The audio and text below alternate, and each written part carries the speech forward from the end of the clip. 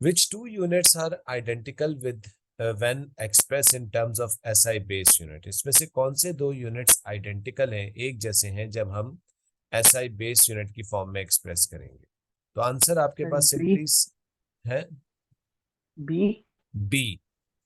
B कैसे भाई? Sir joules का kg m²s-2। ठीक है, और S पावर 1 है, बिल्कुल सही है। देखें, जूल होता है kg m²s-2 और S की पावर 1, तो ये कैंसिल होके 1 बचेगा, यानी आपके पास इसका करेक्ट आंसर बी आ जाएगा। ठीक है ना? अच्छा, उसके बाद थर्ड की तरफ हम चलते हैं। थर्ड क्वेश्चन आपसे कहता है कि a value of the acceleration of free fall is given by 10 plus minus 2 meters per second. Which statement is correct? This value is accurate but not precise. This value is both precise and accurate. This value is neither precise nor accurate. This value is precise but not accurate. जी, क्या answer होना चाहिए three का? Single reading है बेटा, A या C? Sir single C. Read, single reading है, single sir A. Reading. A answer है। Single reading में नंबर ऑफ सिग्निफिकेंट फिगर्स आपकी प्रिसिशन को बताते हैं, है ना? यहाँ पे 10 कितने नंबर ऑफ सिग्निफिकेंट फिगर्स हैं? एक, सर 1। 1।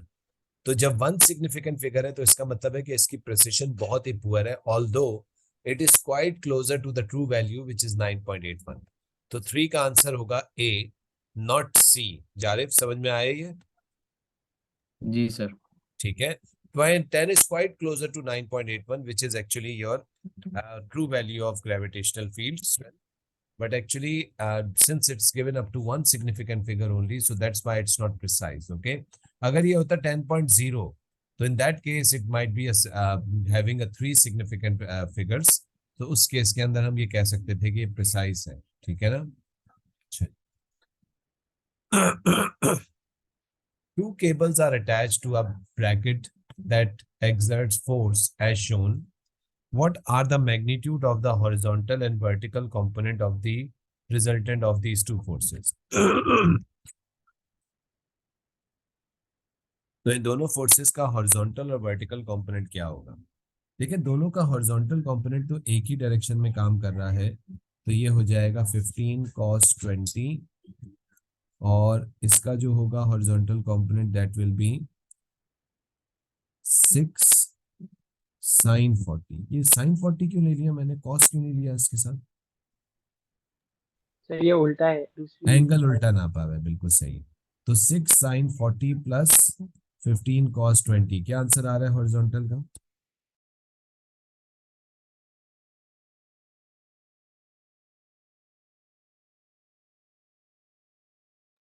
ठीक, क्या आ रहा है हॉरिजॉन्टल कंपोनेंट?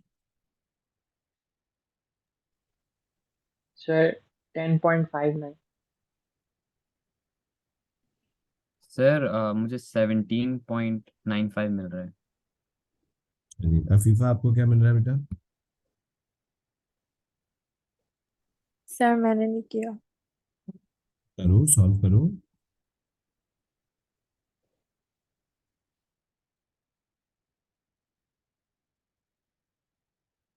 कैलकुलेटर नहीं है क्या?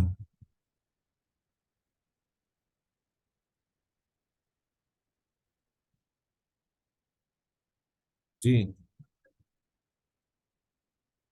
6 sin 40 प्लस 15 cos 20, क्या आंसर आ रहा है भाई? जा रहे 14.1 आ रहा है आंसर तो। Sir 6 sin 40 plus 15 cos 20 is giving me 17.9। 7.95, वही ठीक है, 17.95 18। 17.95 विच इज अप्रोक्सीमेटली 18 न्यूटन्स। ठीक है ना? तो ये हॉरिजॉन्टल कंपोनेंट तो 18 आ रहा है। ठीक है, अच्छा, उसके बाद वर्टिकल कंपोनेंट की बात कर लेते हैं।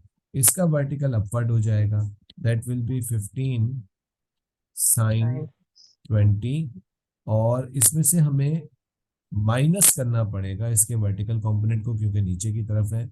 That will B 6 cos 40। तो माइनस करें इसमें से 6 cos 40 को। क्यों माइनस कर रहा हूं मैं? क्योंकि ये डाउनवर्ड है और वो अपवर्ड है ना। तो क्या आंसर आ रहा है?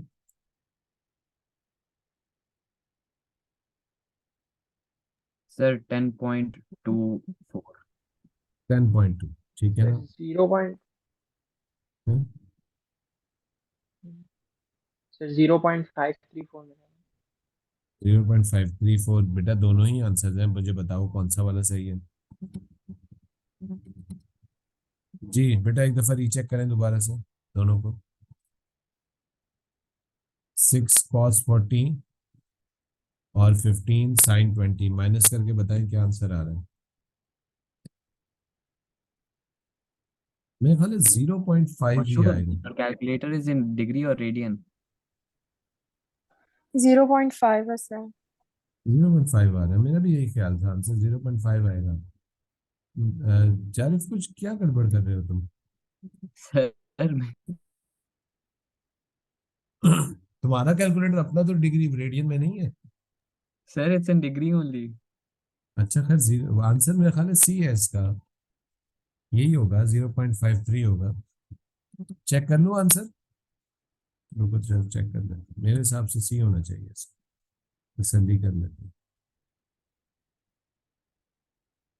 क्वेश्चन नंबर 4 है ना ये? जी जी question Sir, it's correct. It's correct. C. Question number 4 C है, ठीक है My bad. ठीक है। अच्छा अच्छा अच्छा जी, sir, I have a doubt. बोलो। Sir, can you please go up? आप ऊपर जाएं थोड़ा। आ गया। सर आपने जिस the angle that you took like ये 6 sin what do you say 6 we take what do you 6 say 6 cos 60 तुम कह रहे हो कि ये कर सकते हैं क्या? yes हाँ can we do बिल्कुल that? हाँ बिल्कुल कर सकते हैं। Okay. ठीक है, आप अगर उसको 90 माइनस करें तो इसका मतलब है आप ये एंगल अब 60 ले रहे हैं, है ना। जी तो फिर ये वाला कंपोनेंट भी क्या होगा फिर? 6 cos 40 होगा, ठीक है ना, अगर 40 डिग्री ले रहे हो। और अगर आप 60 लोगे तो फिर 6 sin 60 होगा, ठीक है ना। सर 50 लेंगे 50। हाँ 50 सॉरी, 50. 50 सॉरी, ठीक है 90 माइनस सही है, सही, ठीक है। हाँ, उसको करेक्ट कर लीजिए, ठीक है जी। तो ये इस तरीके से आपके पास होगा। The curve line PQR is the velocity time graph for the car starting from rest. What is the average acceleration of the car for the first 5 seconds? First 5 seconds में गाड़ी की एवरेज एक्सेलरेशन क्या होगी? जी curve है, सी। तो basically आप क्या करेंगे? A line joining the starting and the ending point of the curve when the gradient of that line is equals to the average, ठीक है, वैल्यू।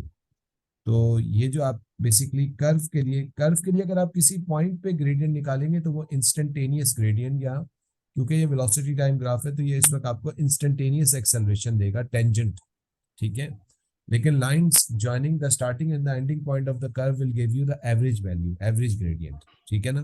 तो हमें क्योंकि एवरेज एक्सेलरेशन चाहिए तो हम बेसिकली ग्रेडियंट निकालेंगे स्ट्रेट लाइन का, जो कि P से Q तक होगा। इसका मतलब है इसका करेक्ट आंसर सिंपली सी होगा, ठीक है ना।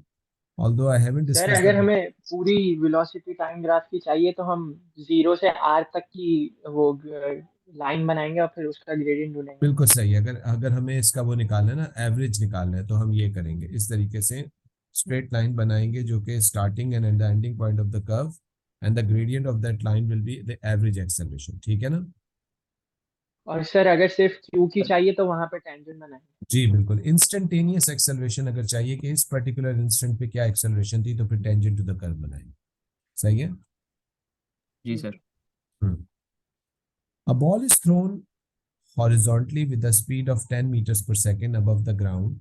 The ball hits the ground after 3 seconds. Air resistance is negligible.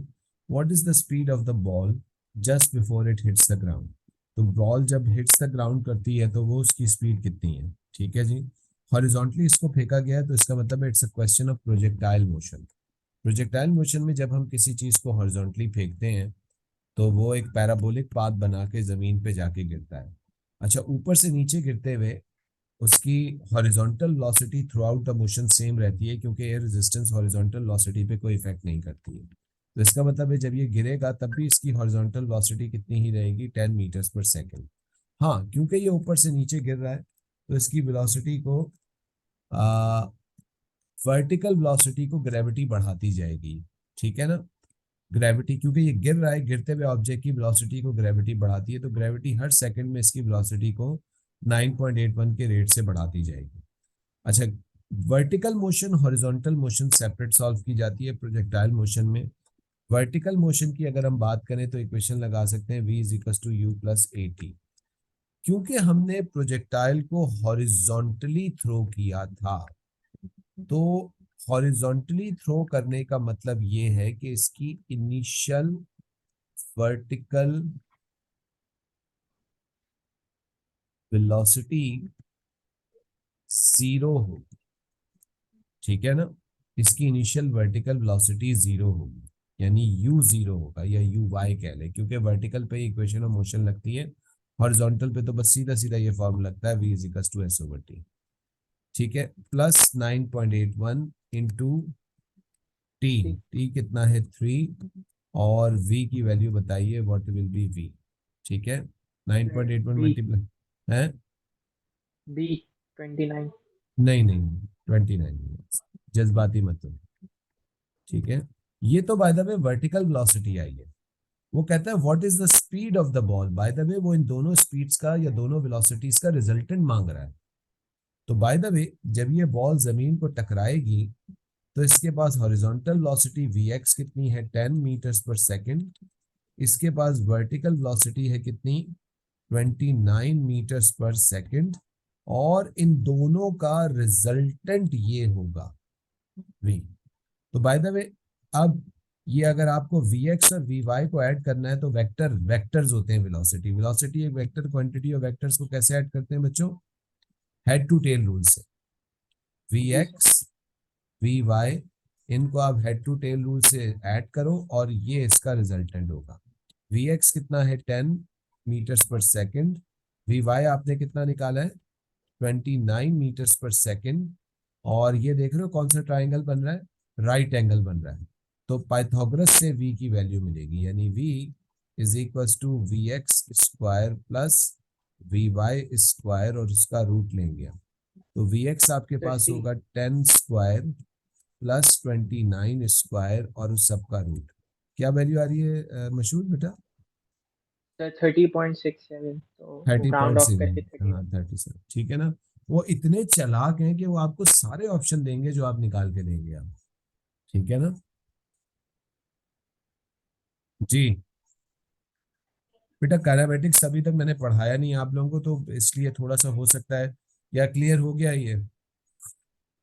Sir जो आपने head to tail vector diagram बनाया, उसमें टेल हेड हेड वो नहीं हो रहा, नहीं कोलाइड ना, नहीं हो रहा। देखिए ना, ये मैंने पहला वेक्टर बनाया वी एक्स, इसके साथ ऐड किया वी वाई को, ठीक है ना। फिर रिजल्टेंट बनाने के लिए पहले के टेल को दूसरे के हेड से जोड़ते हैं ना,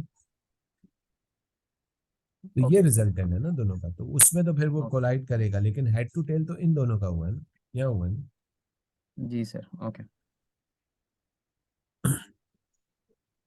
जी, क्लियर है ये क्वेश्चन अफीफा, बेटा प्रोजेक्टाइल मोशन याद है, जी सर। ठीक है। दो किस्म के प्रोजेक्टाइल हमारे सिलेबस में, एक है हॉरिजॉन्टल प्रोजेक्टाइल जिसमें इनिशियल वर्टिकल वेलोसिटी 0 होती है, और एक एंगुलर प्रोजेक्टाइल भी हमारे सिलेबस में है जिसमें हम बॉल को यूं फेंकते हैं तो वो एक पैराबोलिक पाथ बना के यूं जाके गिरता है। This is actually called angular projectile motion, ठीक है ना। तो ये हॉरिजॉन्टल प्रोजेक्टाइल मोशन जी। सर आ, अगर हम किसी बॉल को वर्टिकली फेंकें तो उसकी हॉरिजॉन्टल वेलोसिटी 0 होगी। बिल्कुल सही है, हॉरिजॉन्टल वेलोसिटी 0 होगी, बिल्कुल सही है, क्योंकि वो फिर सिर्फ फ्री फॉल मोशन करेगा, वो प्रोजेक्टाइल मोशन नहीं करेगा। प्रोजेक्टाइल मोशन होने के लिए दो वेलोसिटीज का होना जरूरी है, टू डायमेंशनल मोशन है ना, at a time object x axis और वाई एक्सिस दोनों पे डिस्टेंस ट्रेवल कर रहा होता है, तो इसलिए उसको टू डायमेंशन के लिए टू वेलोसिटीज की जरूरत होती है, एक्स में भी और वाई डायरेक्शन में। जी आगे चलूं। जी सर। जी सर। अच्छा, आगे क्या फरमा रहा है नेक्स्ट क्वेश्चन में? आगे कहता है जी कि an object is moving along the ground in a straight line at a constant speed. बेटा कांस्टेंट स्पीड से चल रहा है तो कौन सा इक्विलिब्रियम है? डायनामिक इक्विलिब्रियम है ना? Dynamic. Dynamic. Which statement about the resultant force acting on the object is correct? Resultant force zero होगी ना, ठीक है ना? जी सर। जी सर। तो the resultant force acting on the object is equals to weight?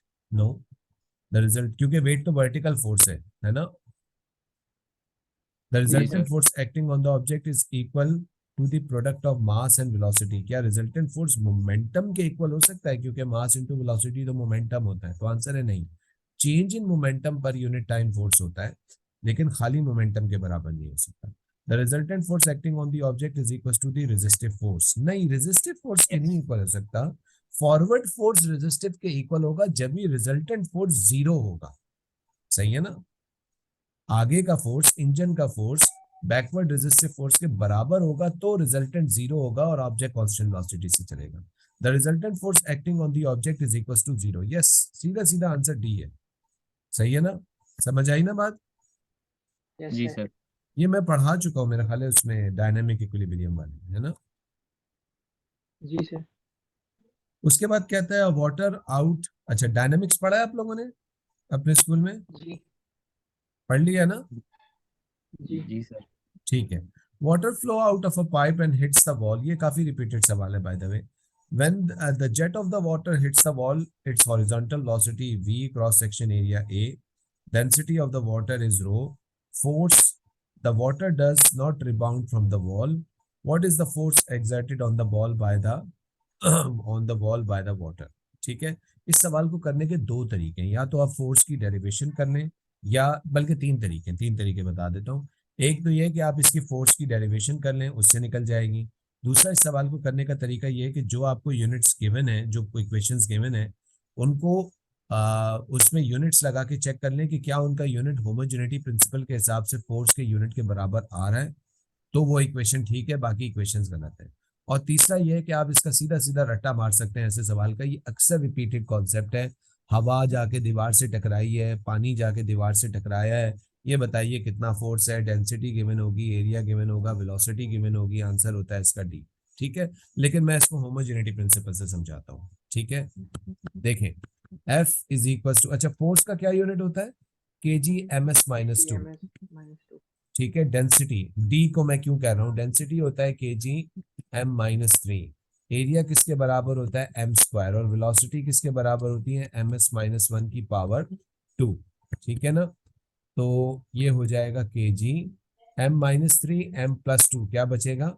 m-1 square खोल दीजिए, m² s-2। ठीक है जी, तो ये हो जाएगा m-1 m2, क्या बचेगा? m1 s-2। क्या ये उसी यूनिट के बराबर आ रहा है कि नहीं आ रहा? यस। आप चाहे तो ये वाला यूनिट चेक करके देखें, कोई भी चेक करके अपनी मर्जी से आप करके देखें। देखिए ये तो हो नहीं सकता, क्योंकि जब मैंने स्क्वायर किया था तो m² और ये हुआ था, तो ये वाला तो वैसे ही कट गया। अब बाकी चेक कर लें, आप ए को चेक कर लें एक सेकंड के लिए। देखिए ए क्यों नहीं होमोजेनिटी प्रिंसिपल में बैठ रहा?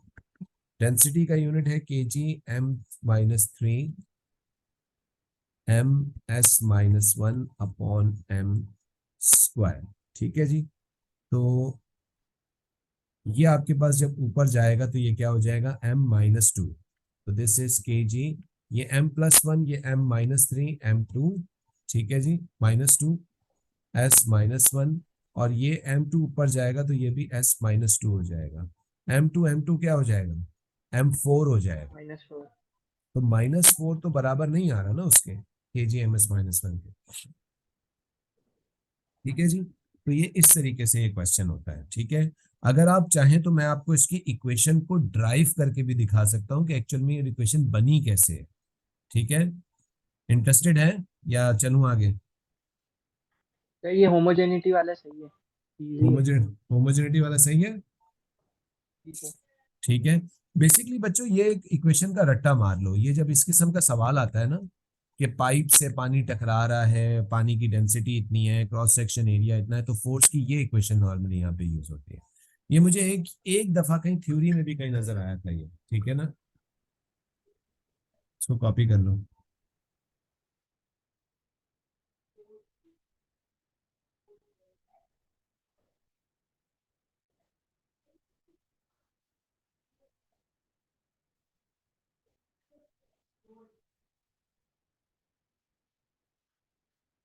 जी बच्चों, कॉपी हो गया।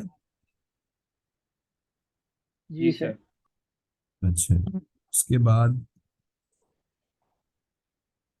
Next question. A projectile is launched at an angle above the ground. A projectile is launched at an angle above the ground, angle above horizontal ground and travels through the air. Air में travel कर रहा है projectile. The projectile reaches the maximum height at position X. Assuming that there is no upthrust acting on the projectile, which diagram show the direction of the force or forces acting on the projectile at point X. At point X के ऊपर forces की क्या direction होगी। Bye the way projectile यूं जा रहा है, और से देखिएगा, प्रोजेक्टाइल यूं जा रहा है, तो ये इस वक्त इसकी हॉरिजॉन्टल वेलोसिटी होगी maximum. Bye the way angular projectile में ऑब्जेक्ट जो है उसकी मैक्सिमम हाइट पे जाके हॉरिजॉन्टल वेलोसिटी जो है वो रह जाती है और वर्टिकल वेलोसिटी हाइट पे जाके जीरो हो जाती है। यही वजह है कि उसके बाद ऑब्जेक्ट ऊपर मजीद नहीं जाता है, उसके बाद नीचे गिरता है, तो इसकी हॉरिजॉन्टल वेलोसिटी इस साइड पे होगी। बाय द वे इस पे एयर रेजिस्टेंस इस वक्त ऐसे काम कर रहा हो, है ना, क्योंकि एयर रेजिस्टेंस हमेशा अपोजिट टू द मोशन होता है, और इसके ऊपर एक और फोर्स भी काम कर रहा होगा जो कि है ग्रेविटी नीचे की तरफ, ठीक है ना। तो which diagram show the direction of force slash forces acting on the projectile at point X. तो प्रोजेक्टाइल पे किस पॉइंट के ऊपर एक्स पॉइंट पे कौन सी डायरेक्शन होगी फोर्सेस की, तो क्या आंसर होना चाहिए इसका जी, पी आंसर होना चाहिए, सही है ना, क्योंकि आपके पास एयर रेजिस्टेंस बैकवर्ड काम कर रही होगी क्योंकि ये आगे की तरफ जा रहा है, और डाउनवर्ड इस पे ग्रेविटी काम कर रही होगी। समझ आया ये? सर हम हॉरिजॉन्टल वेलोसिटी को नहीं काउंट करेंगे। क्या चीज? नहीं, हॉरिजॉन्टल वेलोसिटी को नहीं काउंट करेंगे, वो तो वेलोसिटी है ना, वो तो कह रहे हैं फोर्सेस की बात बताओ, फोर्सेस को बोल रहा है वो। तो फोर्सेस तो दो काम कर रही है ना मशहूर, सिर्फ यहाँ पे एक फोर्स एयर रेजिस्टेंस है और दूसरी कौन सी है, force of gravity, that's it. ये तो वेलोसिटी है ना, ठीक है। क्वेश्चन नंबर 9 मैं आपकी तसल्ली करवा देता हूँ, क्वेश्चन नंबर 9 कहाँ है, ये देखिए क्वेश्चन नंबर 9 का क्या ऑप्शन है, बी है, ठीक है ना। तो हमेशा याद रखिएगा कि एयर, अच्छा अगर यहाँ वो बोलता सवाल में एयर रेजिस्टेंस नहीं है तो फिर कितनी फोर्सेस होती, सर फिर सिर्फ ग्रेविटी एक। होती जी, फिर एक ही फोर्स होती, तो फिर आंसर इसका इसमें से कोई भी नहीं होता, फिर आंसर बस ये होना चाहिए था, ये नीचे की तरफ, सही है ना। जी सर। जी जारिफ साहब समझ आया? जी सर।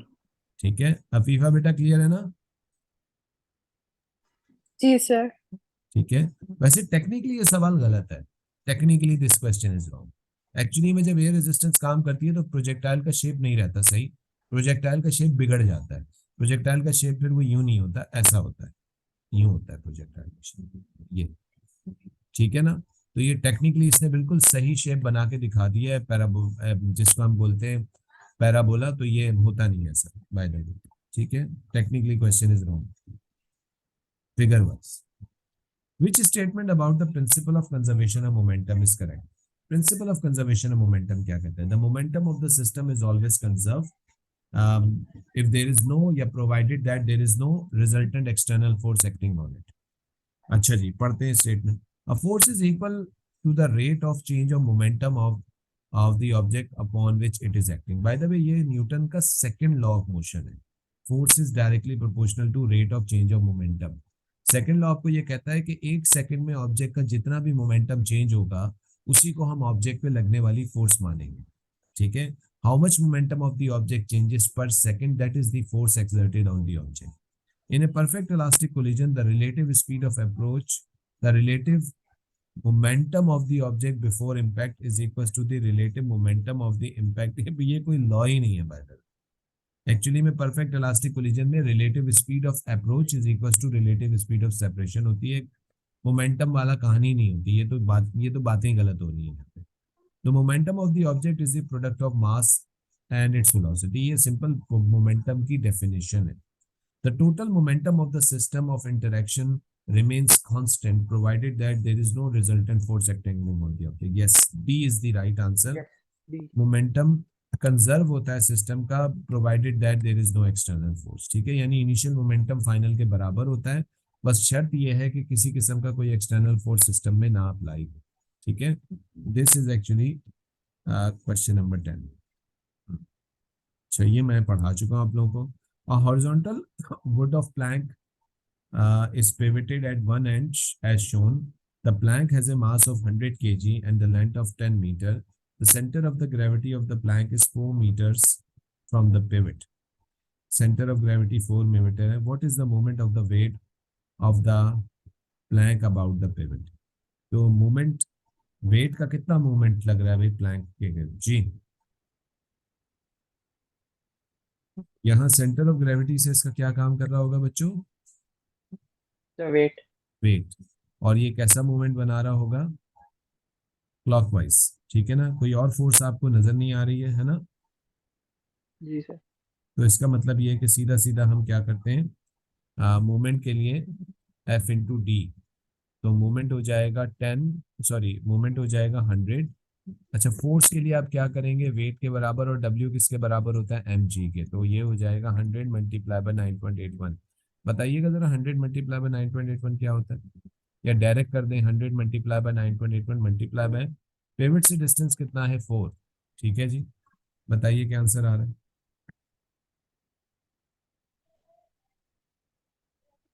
सर 3924। उसको राउंड ऑफ कर दो, मैं खाली 4000 ना। सर C है।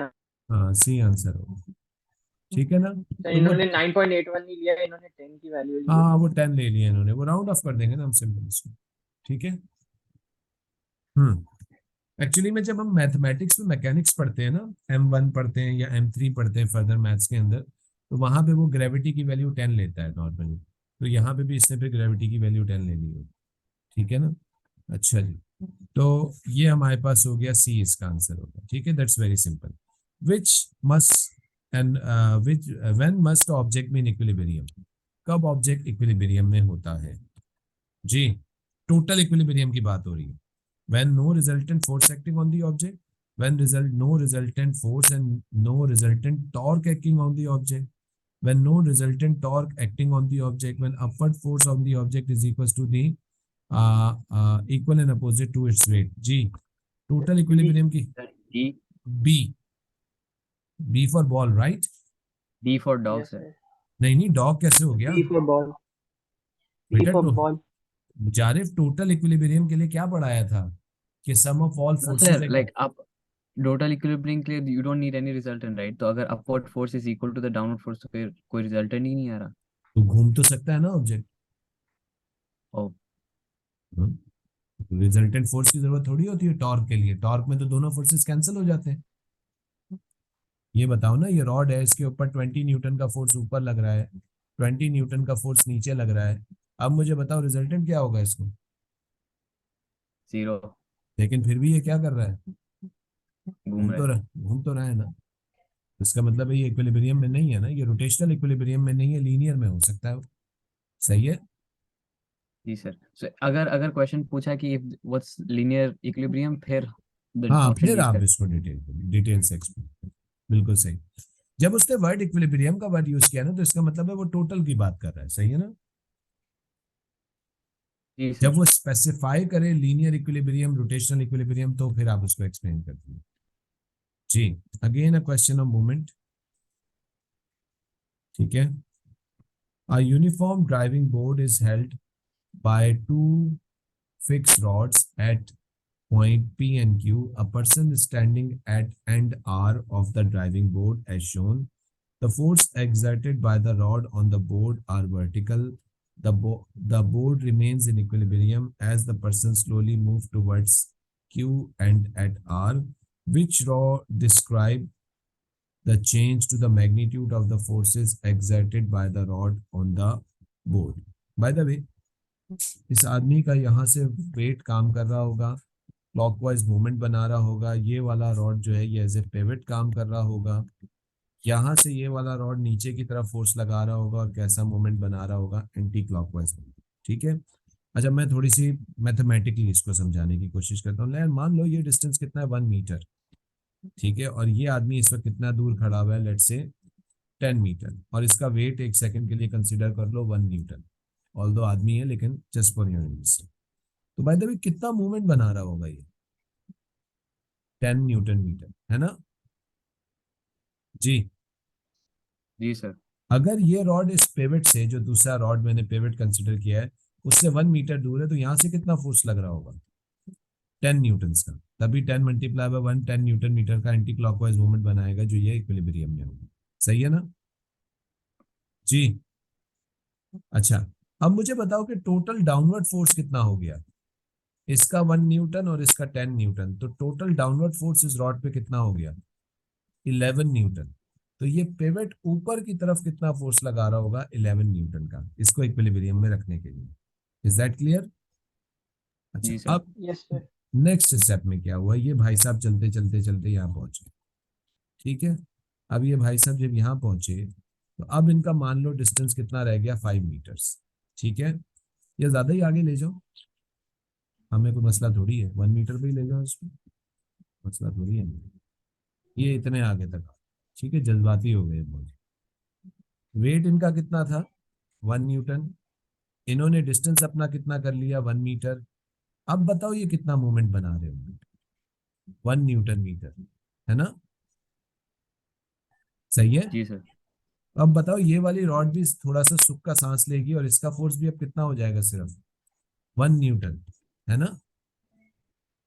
तो जैसे जी जैसे सर। ये आगे जाएगा ये फोर्स डिक्रीज होगा। अच्छा, टोटल डाउनवर्ड फोर्स कितना हो गया? 2 न्यूटन। तो ये अब रॉड ऊपर की तरफ फोर्स कितना लगा रही होगी? 2 न्यूटन। 2 न्यूटन। तो इसका मतलब ये है कि जैसे जैसे आगे चलेगा, रॉड पी का फोर्स भी डिक्रीज होगा और रॉड क्यू का फोर्स भी डिक्रीज होगा। एग्री? जी सर। तो क्या आंसर होना चाहिए फिर? ए। ए होना चाहिए। समझ आया? जी सर। जी सर। ठीक है, तो इस तरीके से क्वेश्चन आप देख सकते हैं। ऑल्दो अभी मैंने इसको मैथमेटिकली समझाया, आप लोग जब इसको बहुत ज्यादा प्रैक्टिस करोगे तो आपको ये इजीली सॉल्व होना शुरू हो जाएगा। ठीक है जी। अच्छा, ये मैंने अभी पढ़ाया नहीं, आप लोगों ने पढ़ लिया प्रेशर वगैरह? जी सर। अच्छा जी। A solid block has a sides of length L, 2L, 4L. The block is submerged in the water of uniform density, so the face of the larger area are horizontal as shown. The upthrust acting on the block is U. The block is now rotated to the new position so that the face with the smaller area are horizontal. The block remains fully submerged in the water. What is the upthrust acting on the block in the new position? तो smaller area की तरफ rotate कर दिया है, ये बताइए upthrust का क्या होगा जी?